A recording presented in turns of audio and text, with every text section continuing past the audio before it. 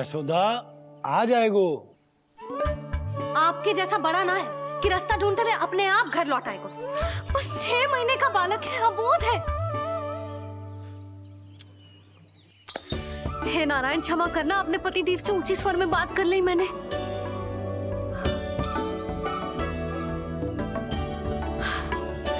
किसी को भी बुद्धि ना है पूरे गोकुल में कि नंद जी का बालक खो गया है, सुबह सुबह घर से भाग गया है।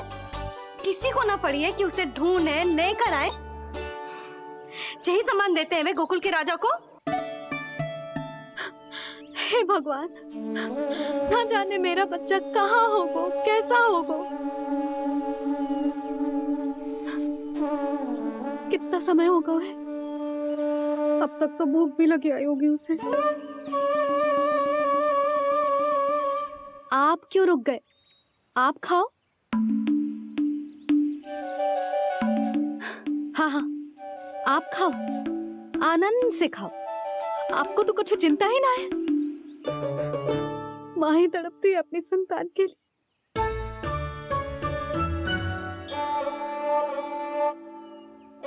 अब क्या खाली पेट काम पे जानो है? क्या कहेंगे सब कि यशोदा अपने पति को भूखा रखे? ना ना, आप खाओ, खाओ ना।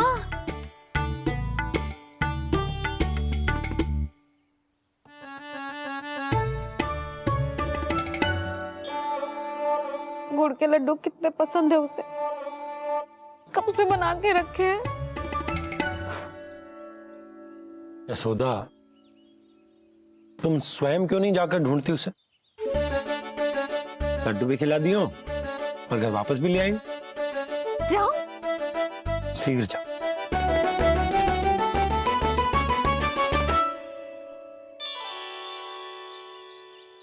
किंतु आप तो खाना खा रहे हो ना पतिदेव?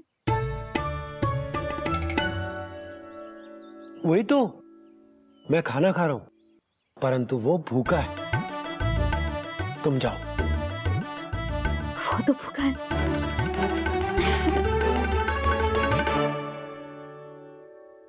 ये बनेगी श्री हरि के अगले अवतार की माँ।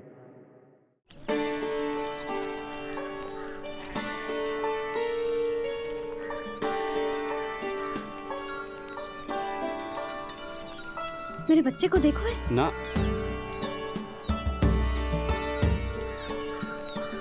काकी, मेरे बच्चे को देखो है। नहीं नहीं,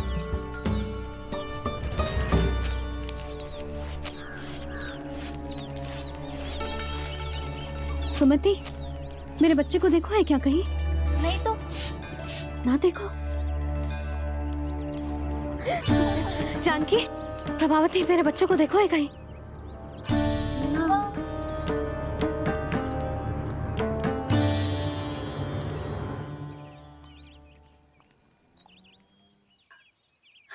कहाँ है तू? देख, तेरी मैया कितनी चिंतित हो रही है, और तू है कि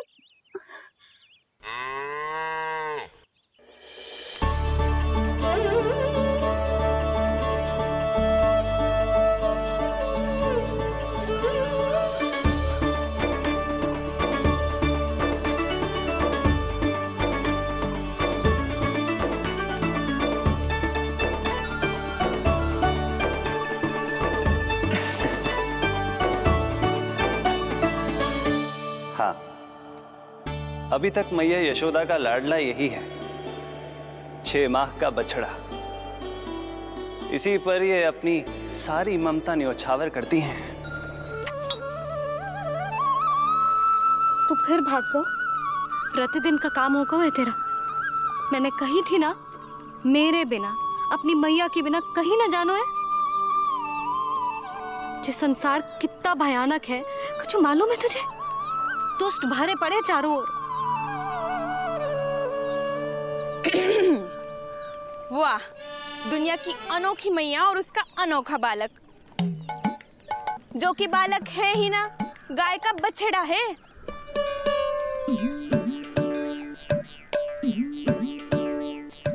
तो लक्षणा, तुम्हारी जे दशा कौन ने की?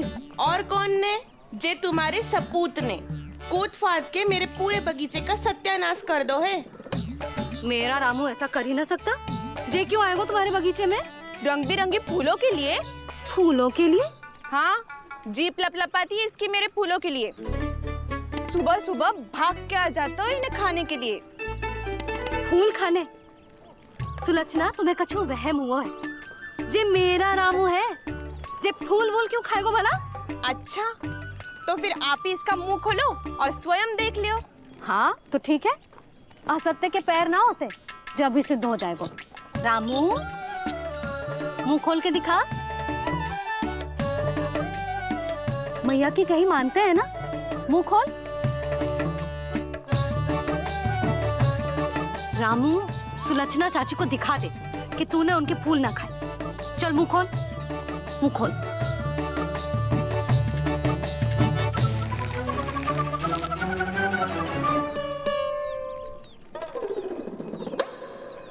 हाँ हाँ, देख लो, इसने कछु ना खाया है। हाँ, हम चल रहे हैं। अरे पर मुझे भी तो देख लेने दो। सुलक्षणा, मैं नंद देव की पत्नी हूँ।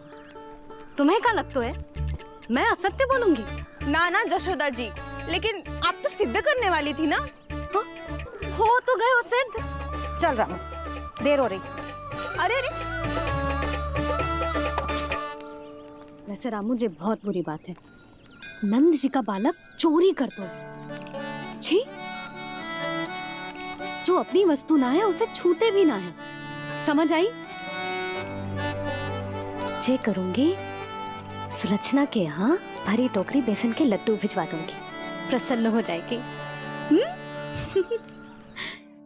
ये तो बड़ी चतुर है प्रभु। हाँ प्रभु, और जीवट भी है इनमें।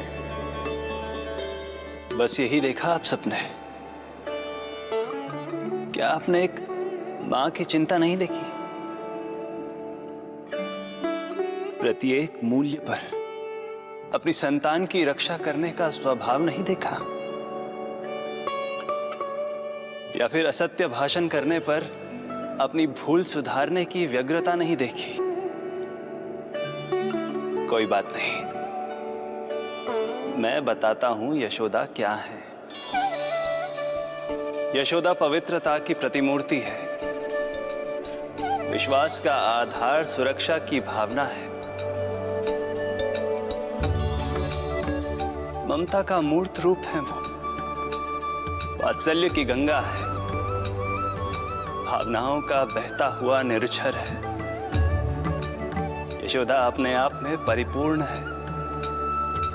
यशोदा मां है। प्रभु, मां यशोदा निश्चित ही अद्भुत है। जिनके यहाँ आप पुत्र बनकर जाना चाहते हैं, उन्हें तो असाधारण होना ही है। किंतु प्रभु, आपके दिए हुए वचन के अनुसार आपको देवी देवकी का पुत्र बनकर जाना है, तो फिर आप एक ही जन्म में दोनों माताओं के पुत्र कैसे बन सकते हैं? आपका प्रश्न उचित है इंद्रदेव। पूर्व काल में प्रजापति सुतप्पा और उनकी पत्नी प्रश्नी ने मेरी घोर तपस्या की थी।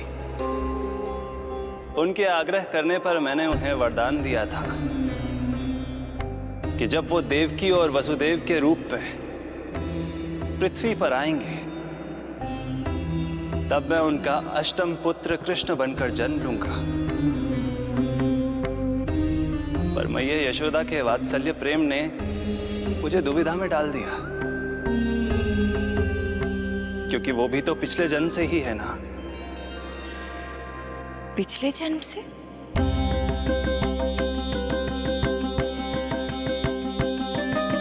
पिछले जन्म में मैया यशोदा 8 वसुओं में से एक श्री द्रोण की पत्नी धरा थी।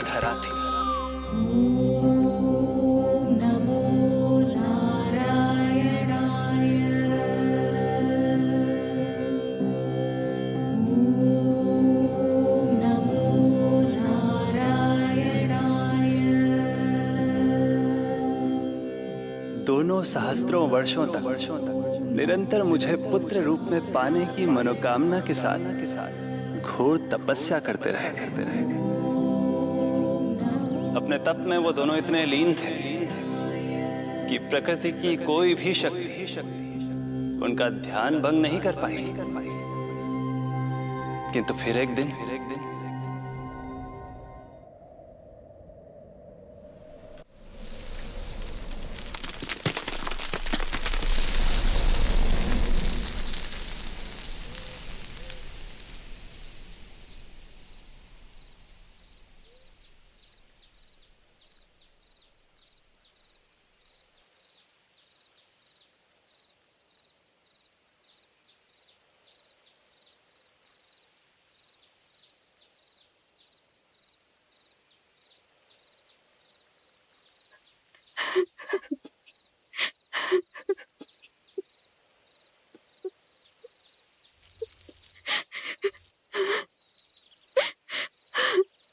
हमारे भक्ति में ऐसी क्या कमी रह गई प्रभु कि अभी तक आपके दर्शन का सौभाग्य नहीं मिला।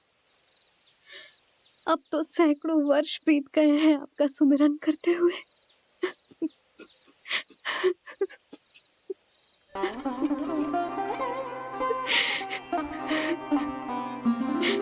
साचा सुमिरन सबसे हरि का, साचा है हरि नाम। साचा सुमिरन सबसे हरि का, साचा है हरि नाम। जिनकी कृपा से बन जाते हैं सबके बिगड़े काम, सबके बिगड़े काम। साचा सुमिरन सबसे हरि का, साचा है हरि नाम।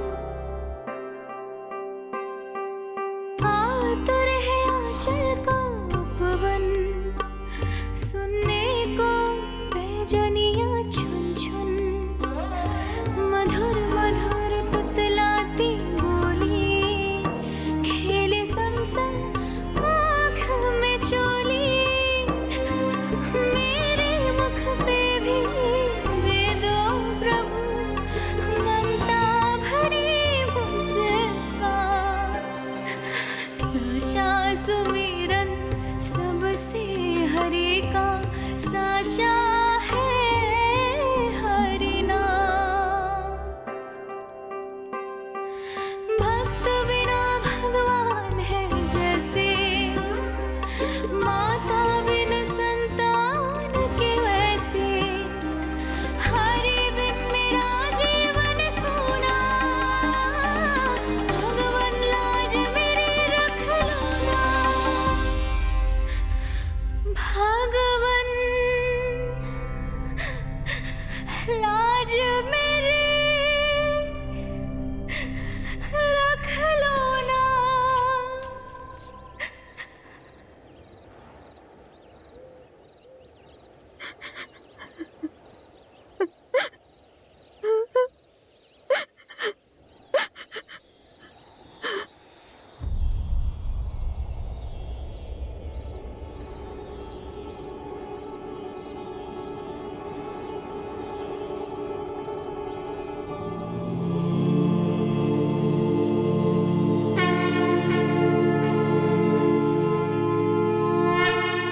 शङ्खचक्रम् सकिरीटकुण्डलम् सपीतवस्त्रम् सरसीरुहेक्षणम् सहारवक्षस्थलशोभितौस्तुभम् नमामि विष्णु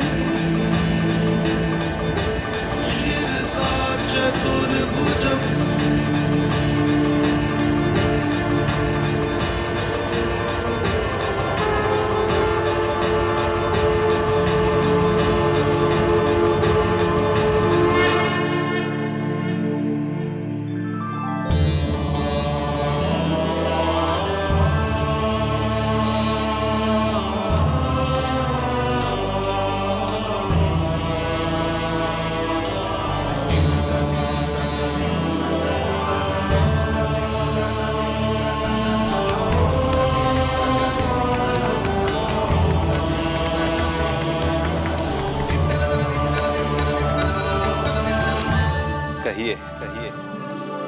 वरदान पाना चाहते हैं आप? प्रभु, हम आपकी सेवा करना चाहते हैं, परंतु भक्त की भांति नहीं, अभी तो माता पिता के समान। आपका एक पुत्र के रूप में पालन पोषण करें। आप हमें माँ पिता के भांति प्रेम दें और हम आप पर अपनी ममता न्योछावर कर सकें। बस इतनी ही इच्छा है प्रभु।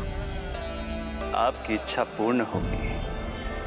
मैं आपकी संतान के रूप में अवश्य आऊंगा, किंतु उसके लिए आपको मेरे अगले अवतार के बाद एक और अवतार की प्रतीक्षा करनी होगी, क्योंकि अगले जन्म के लिए मैं पहले ही ये वरदान माता देवकी को दे चुका हूं।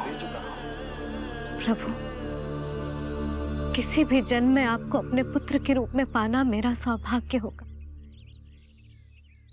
किंतु मेरी ममता मेरे वश में नहीं है प्रभु। आप साक्षात मेरे सामने खड़े हैं, किंतु मेरे नेत्र आपके इस दिव्य चतुर्भुज रूप को नहीं देख पा रहे।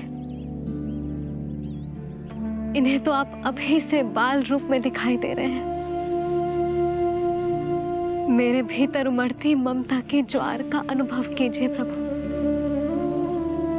केवल कल्पना मात्र से मेरा वक्षस्थल दूध से भराया है। ये गोद तरसने लगी है, मन अभी से लोरियां गाने लगा है। मेरे इस अनुरोध को स्वीकार कीजिए प्रभु, कृपा करें। इस माँ से और प्रतीक्षा ना करवाए प्रभु, और प्रतीक्षा ना करवाए। उस पल माता धरा की ममता भरी भक्ति और प्रेम भाव को देखकर मेरे मुख से भी वो शब्द निकल ही पड़ा जिसे एक बच्चा पहली बार बोलना सीखता है, माँ।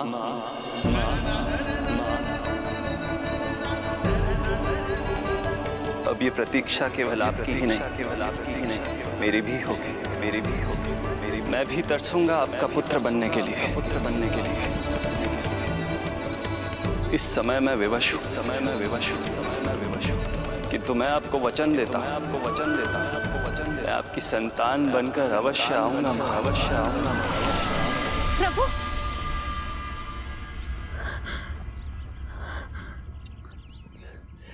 धरा, भगवान ने हमारी पुकार सुन ली। वरदान तो सभी भक्तों को मिलता है, परंतु हमें तो हरि का वचन मिला है। वो आएंगे, अवश्य आएंगे। अब हमें केवल उस शुभ दिन की प्रतीक्षा करनी है। अब और प्रतीक्षा नहीं होगी मुझसे।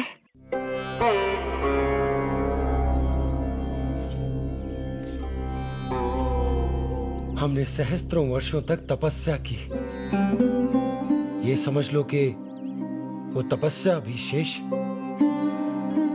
नहीं। श्री हरि को अपने सामने देखकर मेरी व्याकुलता का बांध टूट गया है। 2 जन्म बहुत बड़ा समय होता है स्वामी। अपने पुत्र के रूप में हरि को गोद में खिलाने के लिए अब मैं और 2 जन्मों तक प्रतीक्षा नहीं कर सकती।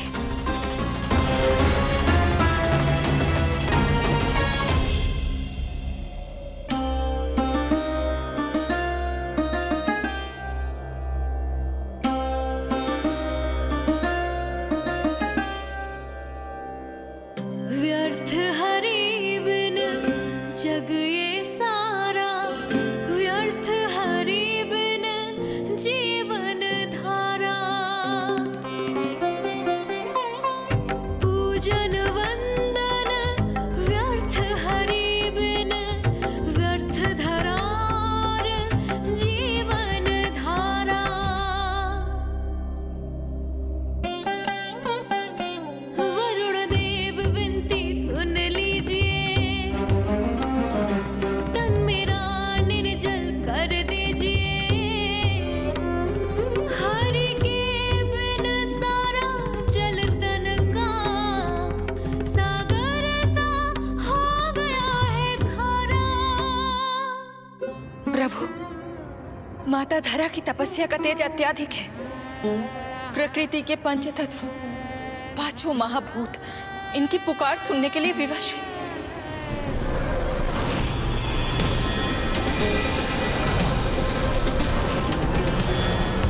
धरा, प्रिय ये क्या कर रही हो? रुक जाओ। जठराग्नि सब दूर ये कर दो, अग्नि देव मेरे ताप को हर लो। माता जो वंचित ममता से, जग में नहीं उसको कुछ प्यारा।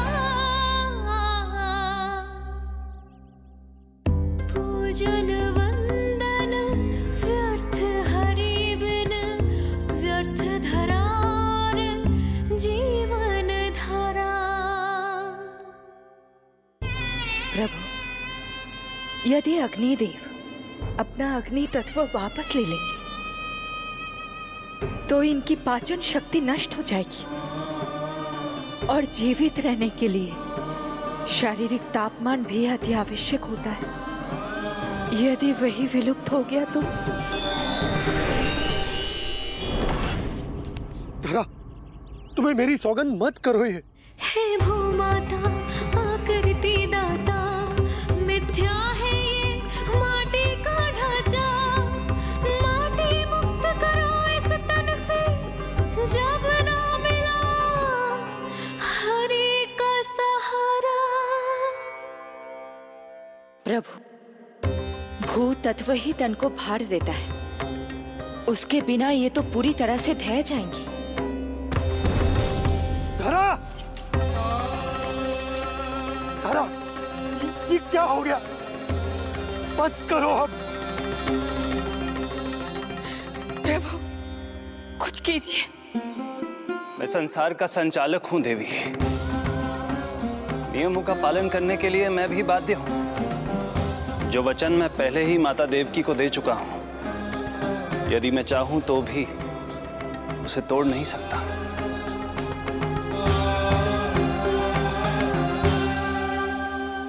सुख लो आयु सब इस तन की, आस है जो ना शेष है मन की। वायु देव कृपा करो अब ये, रोक दो इन श्वासों की धारा।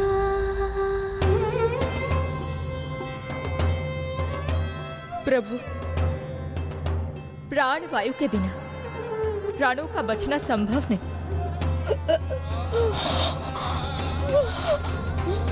धरा, धरा, धरा, धरा, बस करो अब। क्या तुम अपनी सुध-बुध खो चुकी हो? तुम्हारे प्राणों में मेरे भी प्राण बसते हैं प्रिय। रुक जाओ। हे आकाश देव, तुमको मेरा अंतिम प्रणाम। अंतरात्मा लीन करो मेरी, लेके श्री हरि का नाम।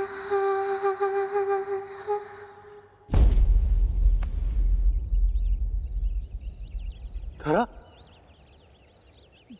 धरा, धरा, ये क्या कर लिया तुमने? धरा, कोई है, कोई है, सहायता कीजिए। धरा, जल। धरा, तुम चिंता मत करना, मैं यही हूं। मैं 2 क्षण में जल लेकर आता हूं।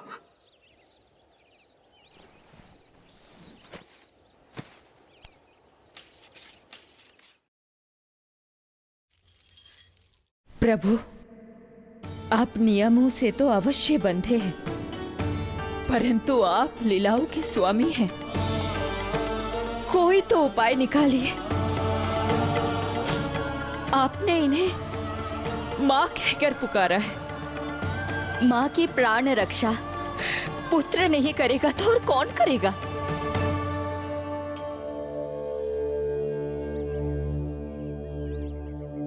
प्रेम ना जिसकी सीमा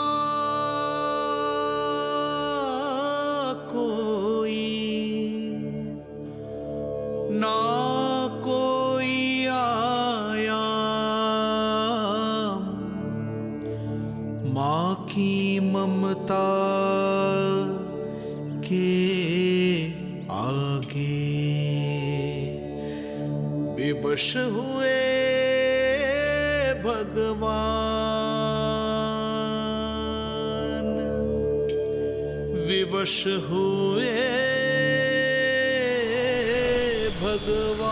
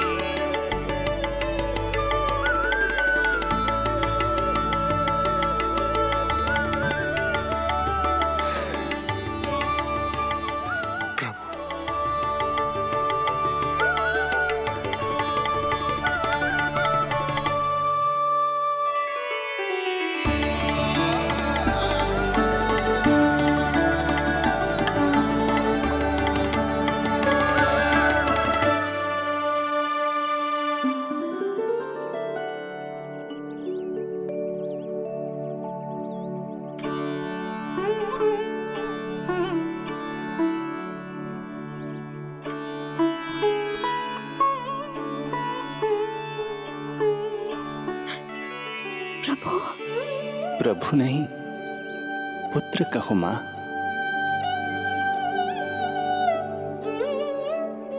पुत्र, मेरा पुत्र, मेरा पुत्र।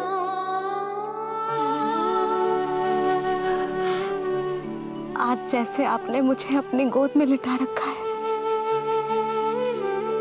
क्या कुछ ऐसा नहीं हो सकता कि शीघ्र ही मुझे आपको अपनी गोद में खिलाने का अवसर मिल जाए? आज तो मैं केवल मूर्छित हुई हूं, किंतु शीघ्र ही यदि मुझे आप पुत्र रूप में ना मिले तो मेरे प्राण चले जाएंगे। ऐसा ना कहो मां।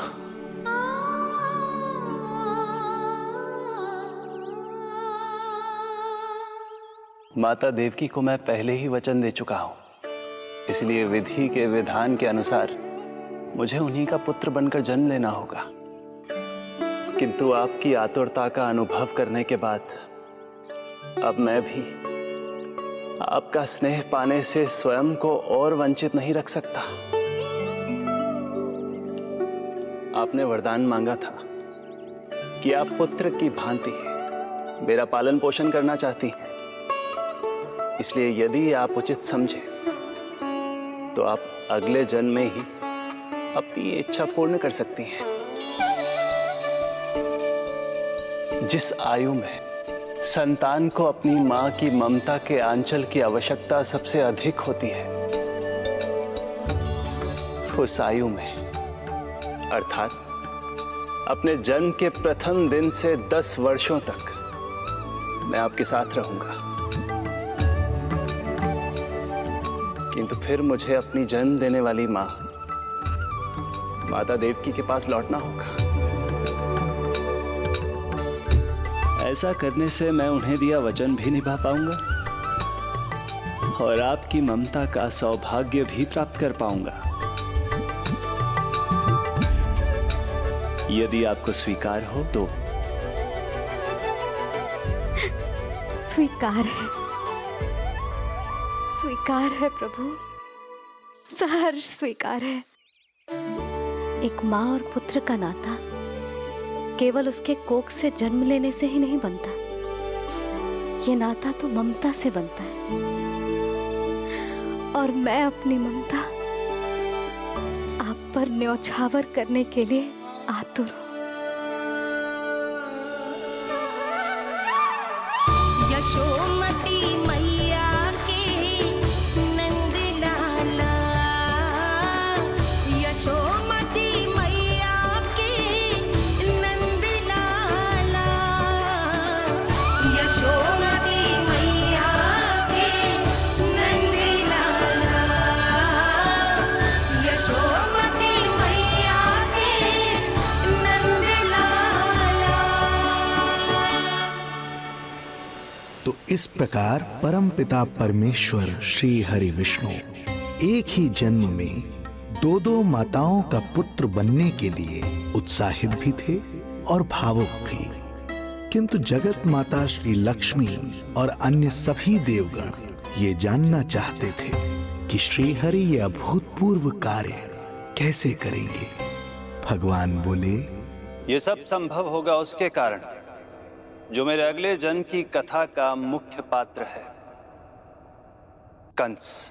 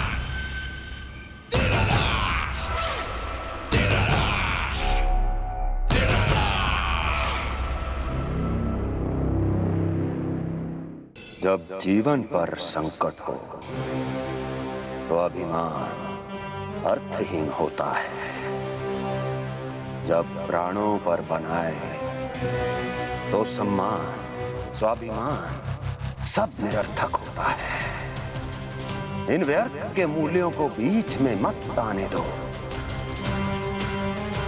और दया उसे तो बिल्कुल नहीं। मार डालो साधु संत ऋषि मुनि स्त्री वृद्ध, चाहे वो नवजात शिशु ही क्यों ना हो। किंतु हाँ, यदि शत्रु भारी पड़ने लगे, पराजय सामने दिखाई देने लगे, तो उसी क्षण शत्रु के पैर पकड़ लो और अपने प्राणों की भिक्षा मांग लो। अहंकार को आड़े मत आने दो। अग्नेः शेषम ऋणः शेषम शत्रुः शेषम तथैव च पुनः पुनः प्रवर्धेत तस्मात् शेषम न कार्येत। अर्थात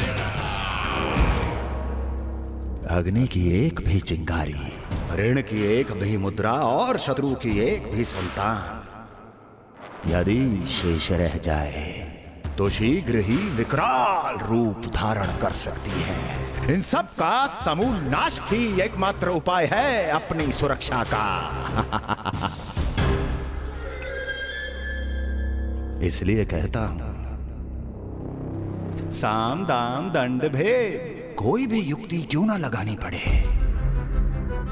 शत्रु के प्राणों का हरण ही परम उद्देश्य होना चाहिए। छोड़ो मत, फिर चाहे वो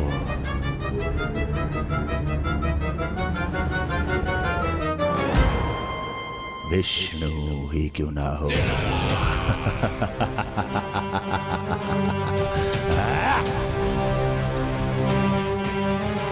यही थी कंस की दिनचर्या।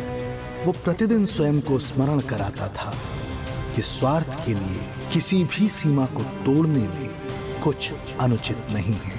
तभी तो राजगद्दी प्राप्त करने के लिए उसने अपने पिता महाराज उग्रसेन को भी नहीं छोड़ा था। पिताजी,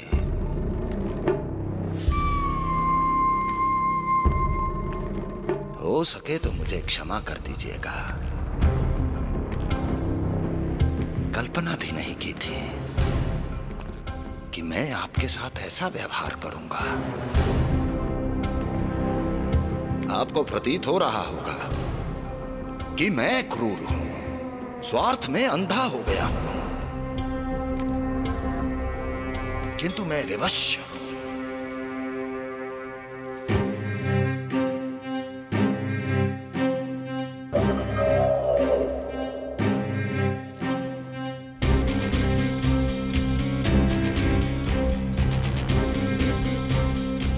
आज से सत्ता का ये भार अब मुझे उठाना पड़ेगा पिताजी, क्योंकि आप तो अत्यंत दयावान हैं। अपनी आवश्यकता से अधिक प्रेम आपको अपनी प्रजा से है, किंतु मैं ऐसा नहीं। मैं अपने शत्रुओं का काल हूं, तभी तो मेरे प्रति दुर्भावना रखने वाले मेरे सम्मुख आने से पहले तर तर कांपते हैं। इसलिए मथुरा का राज सिंहासन मेरे साथ अधिक सुरक्षित रहेगा, क्योंकि मैं आपसे अधिक उपयुक्त हूं पिताजी। मेरा विश्वास कीजिए। हृदय पर गोवर्धन पर्वत रखकर मुझे यह निर्णय लेना पड़ रहा है पिताजी।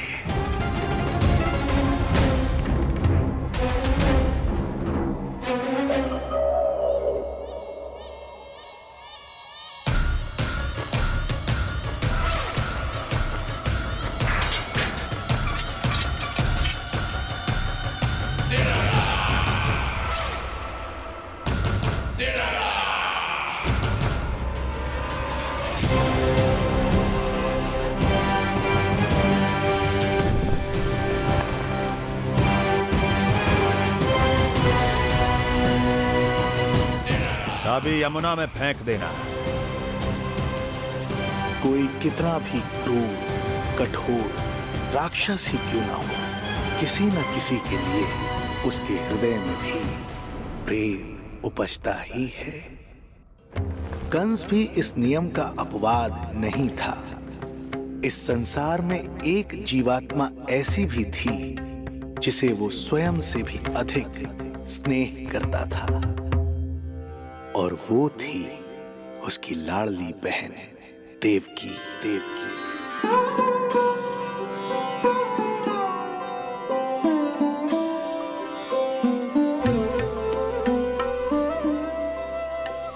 देवकी के लिए कंस एक राजा नहीं, मात्र भाई था, जो अपनी बहन की छोटी सी मुस्कुराहट के लिए आकाश पाताल एक कर सकता था। अत्यंत धूमधाम से उसने अपनी देवकी का विवाह यादवराज वसुदेव के साथ संपन्न करवाया। रुको, रुको।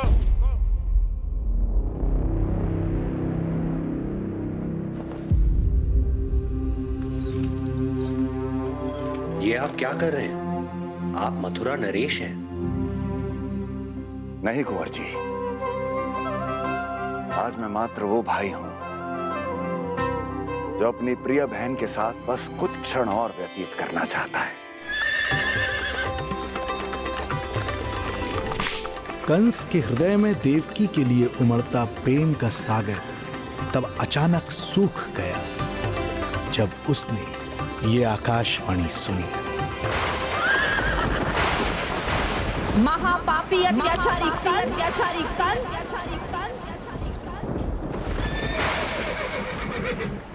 जिस देवकी को तू इतने प्रेम से ससुराल ले जा रहा है वही तेरे अंत में सहायक होगी। तेरा काल तेरी प्रिय बहन के गर्भ से उसकी 8वीं संतान बनकर जन्म लेगा और तेरा विनाश करेगा।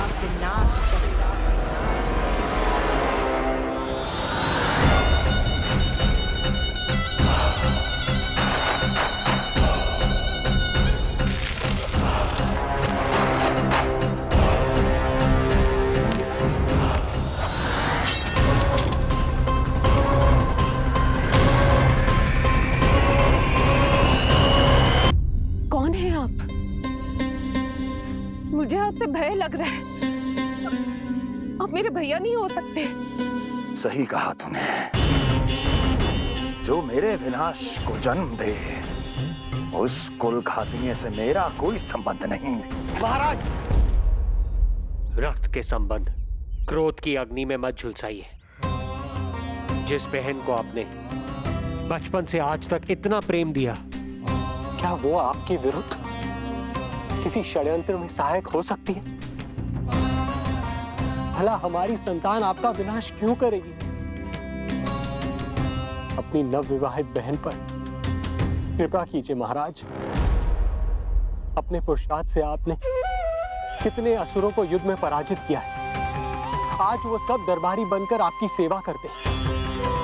हे महापराक्रमी कंस, यदि वो मायावी असुर आपको हानि नहीं पहुंचा पाए तो ये आपकी बहन आपका क्या बिगाड़ सकती है? दया कीजिए महाराज, दया कीजिए। आप बीच में मत पड़िए कुंवर जी। सुना नहीं क्या? इसकी 8वीं संतान मेरा वध करेगी। जब मां ही नहीं बचेगी तो 8वीं संतान के जन्म का तो प्रश्न ही नहीं उठता। यदि ऐसा है तो आप मुझे मार दीजिए। जब मैं ही जीवित नहीं रहूंगा तो देवकी की संतान होने की संभावना ही समाप्त हो जाएगी। अपने बहनोई की हत्या का पाप मैं नहीं कर सकता। और बहन की हत्या का पाप कर सकते हैं? जिसे जीवन भर प्रेम दिया है उसके प्राण लेने का अधिकार है मुझे। प्रिय भैया, यदि आपको इस विषय में इतना संदेह है तो आप हमारी 8वीं संतान के प्राण ले लीजिएगा। बल्कि 8वीं संतान ही नहीं, उसका जन्म होने तक हमारी सभी संतानों का वध आप स्वयं अपने हाथों से कर लीजिए। स्वामी, हे मथुराधिपति, मेरी पत्नी को प्राण दान दे दीजिए। मैं महाराज शूरसेन का पुत्र वसुदेव आपको वचन देता हूं, अपनी 8 संतानों को जन्म देते ही स्वयं आपके सामने प्रस्तुत करूंगा। अपनी 8 संतानों को जन्म लेते ही स्वयं आपके सामने प्रस्तुत करूंगा।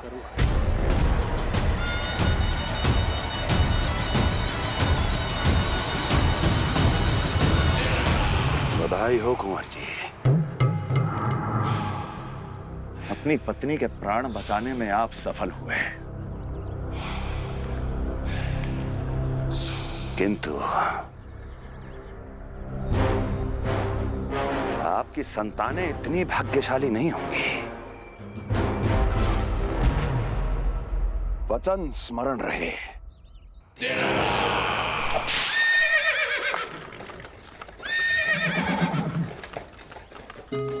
इस तरह रक्त की प्यासी कंस की तलवार की छाया में देवकी और वसुदेव का वैवाहिक जीवन प्रारंभ हुआ। जब कंस की निर्ममता और वसुदेव के वचन का ये दुखद समाचार गोकुल पहुंचा तो हे नारायण, अर्थात राजा वसुदेव यदि कंस के सामने गिड़गिड़ाते नहीं तो रानी देवकी के प्राण चले जाते। हाँ नंदराज, और अब वो दोनों कंस के महल में हैं, किंतु वो महल भी उनके लिए किसी बंदी गृह से कम नहीं है।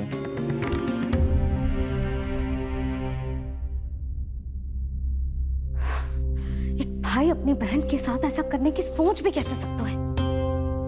मेरा बस चले तो इस दुष्ट कंस को मटके में डाल के इसे घोंट के रख दूं, जैसे मलाई घोट के माखन निकाला जाता है।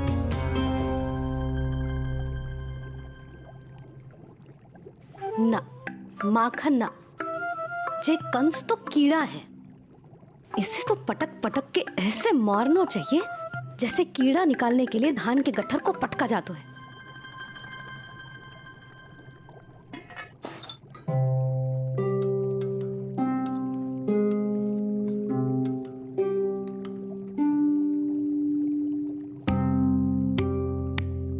किंतु जब रोहिणी जिज्जी को पता चलेगा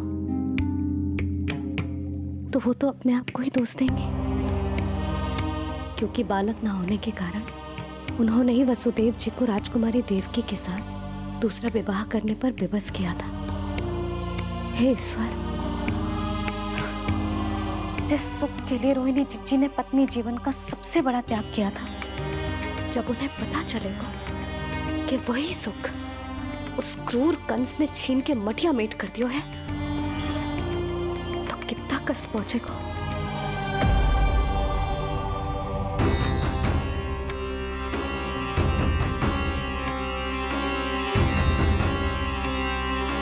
रोहिणी जीजी,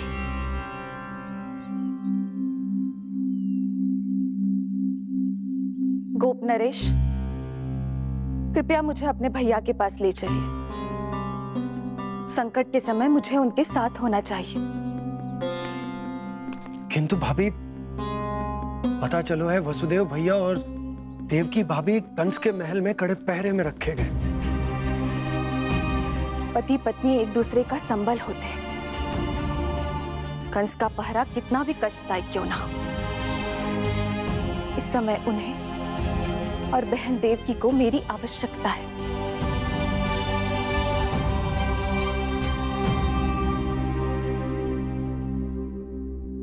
ये मेरी व्यवस्था है। ये यादव कुलदीपक होकर भी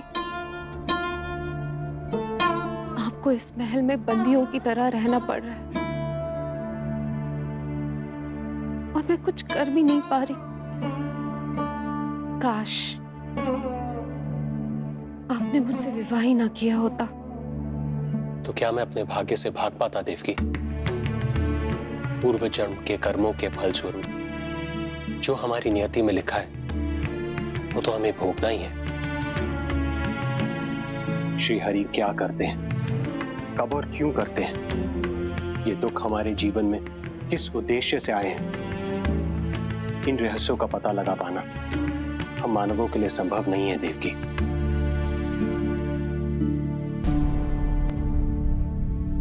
तो फिर चलिए यहां से भाग चलते हैं, कहीं ऐसे स्थान पर जहां भैया की छाया भी हम पर ना पड़ सके।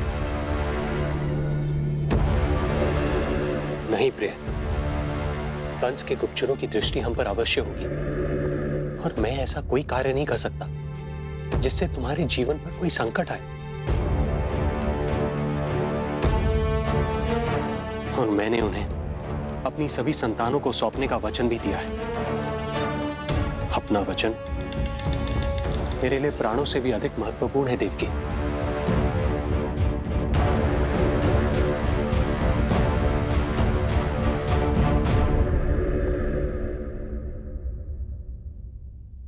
राजन, राजकुमारी, गोकुल से रानी रोहिणी और गोपराज नंद पधारे हैं।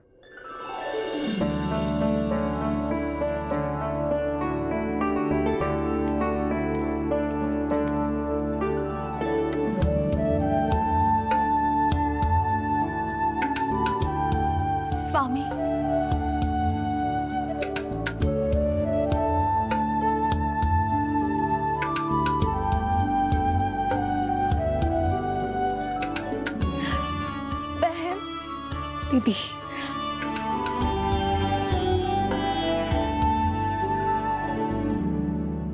भाई नंद, जो आप हमारे लिए कर रहे हैं उसके लिए धन्यवाद शब्द बहुत छोटा है।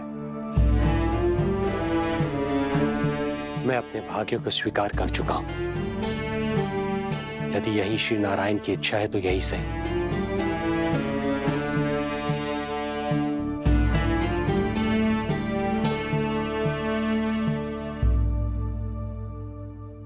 भाई नंद, इस समय मथुरा का वातावरण अनुकूल नहीं है। आपको जाना चाहिए। यशोदा भाभी भी चिंतित हो रही होंगी। उनसे कहिएगा हम यहां सुरक्षित हैं अभी तक।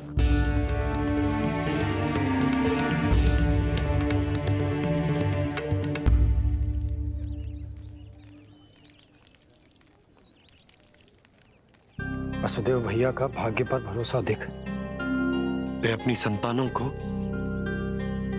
कंस को अवश्य सौंपेंगे।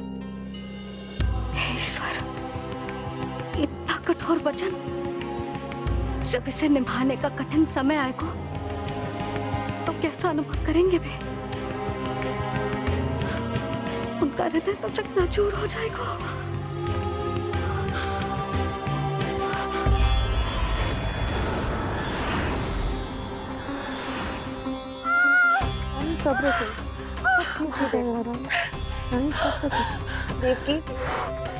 मैं महाराज शूरसेन का पुत्र वसुदेव आपको वचन देता हूं, अपनी 8 संतानों को जन्म देते ही स्वयं आपके सामने प्रस्तुत करूंगा।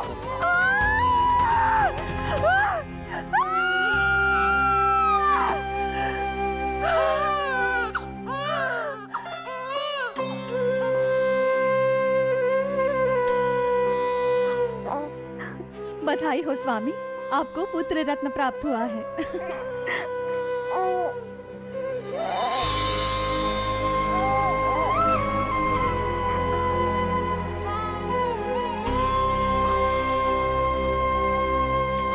महाराज को पता चला तो क्या होगा?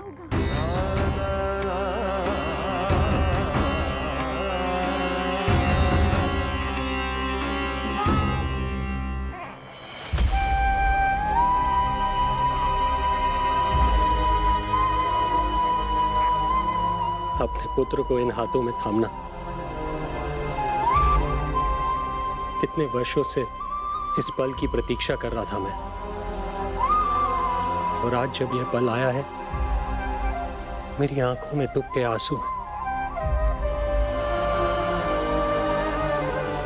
एक पिता जब प्रथम बार अपनी संतान को गोद में उठाता है तो सबसे पहले यह सोचता है कि उसे क्या नाम दूं, उसका सुनहरा भविष्य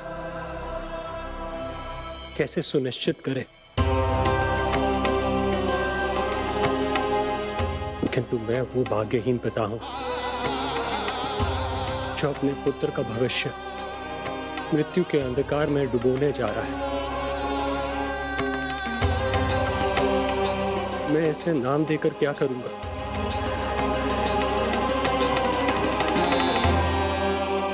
क्या आपके वचन का महत्व आपके पुत्र के प्राणों से अधिक है स्वामी?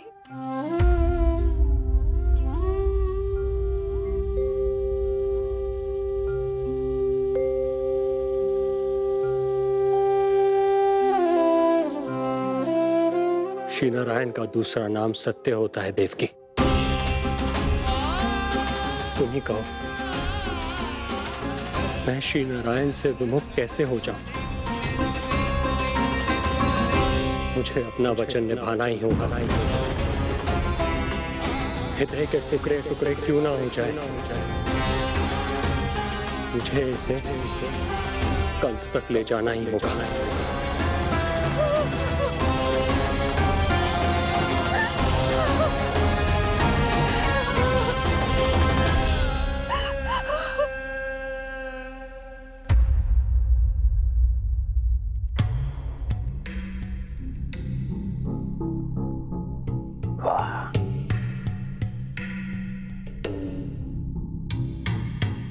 इतना स्वादिष्ट भोजन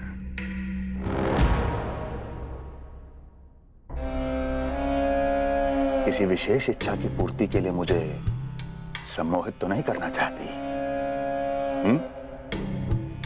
मुझे पति के रूप में प्राप्त कर तो चुकी हो, अब प्राप्त करने को क्या क्या बचा है प्राप्ति? मैं प्राप्ति नहीं, अस्थि हूं स्वामी। प्राप्ति तो छुई मुई बनकर वहां खड़ी है। आप सदैव अपने विषय में ही सोचते हैं, कभी मेरे ओर भी निहारा कीजिए, तभी तो मेरा नाम सही से स्मरण होगा आपको। मैं अपने विषय में ही सोचता हूं, तभी तो दसों दिशाओं में मेरे नाम का डंका बजता है, मेरे साम्राज्य का विस्तार होता है, तभी तो मेरा अस्तित्व है। अस्थि स्मरण रहे, तुम हो क्योंकि मैं हूं।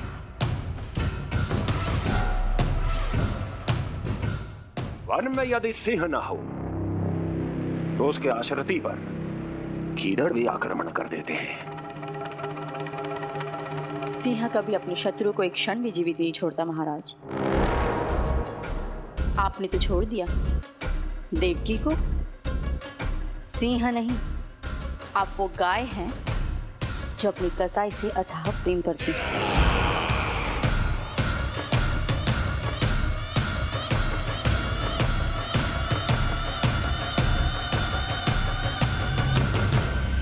सभी संतानों को जन्म लेते ही मेरे पास लेकर आएगा,